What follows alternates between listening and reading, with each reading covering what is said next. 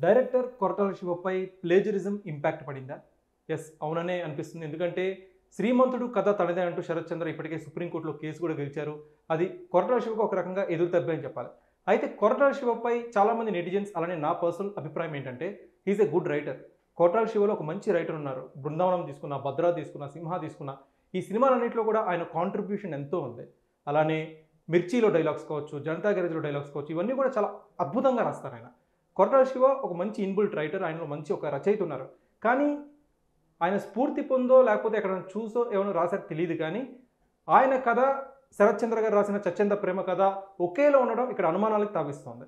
అలానే ఈ విషయంపై కొరటాల శివని చాలామంది మెగా ఫ్యాన్స్ కూడా టార్గెట్ చేస్తారు. ఎందుకంటే మెగా ఫ్యాన్స్‌కి చిరంజీవికి, రామ్ చరణ్‌కి, చిరంజీవి గారికి, రామ్ చరణ్‌కి 'ఆచార్య' లాంటి ఒక డిజాస్టర్ ఇచ్చారు కొరటాల శివ.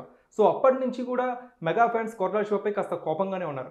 'ఆచార్య' విషయంలో కూడా కొరటాల శివపై ఈ రకమైన ఆరోపణలు వచ్చాయి. 'ఆచార్య' సినిమా తందే అంటూ కొంతమంది మీడియా ముందుకు రావడం, దాని తర్వాత ప్రొడ్యూసర్స్ ఆయన్ని తప్పించి ఆయన కొంత అమౌంట్ ఇచ్చి సర్దుబాటు చేయడం ఇవన్నీ చూస్తూనే ఉన్నాం. సో కొరటాల శివ ప్రతి మూవీపై ఈ ఆరోపణలు రావడం ఆయన కెరీర్‌పై నిజంగా తీవ్ర ప్రభావం పడిందనే చెప్పాలి.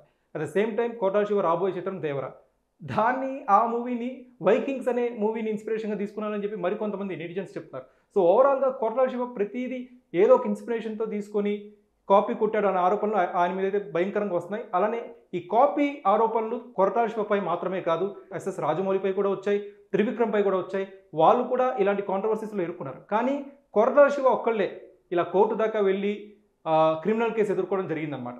సో ఓవరాల్‌గా కొరటాల శివ ఈ విషయాన్ని ఎక్కువగా తీసుకోకుండా 'దేవరా'కి మంచి అవుట్‌పుట్ ఇచ్చి తానేంటో మళ్ళీ రుజువు చేసుకొని టాలీవుడ్ ప్రేక్షకులకి మళ్ళీ తానేంటో ప్రూవ్ చేసుకొని 'మిర్చి', 'జనతా గ్యారేజ్', 'శ్రీమంతుడు' ఇలాంటి హిట్స్ ఇస్తామని కోరుకుందాం. ఓవరాల్‌గా all the best Koratala Shiva.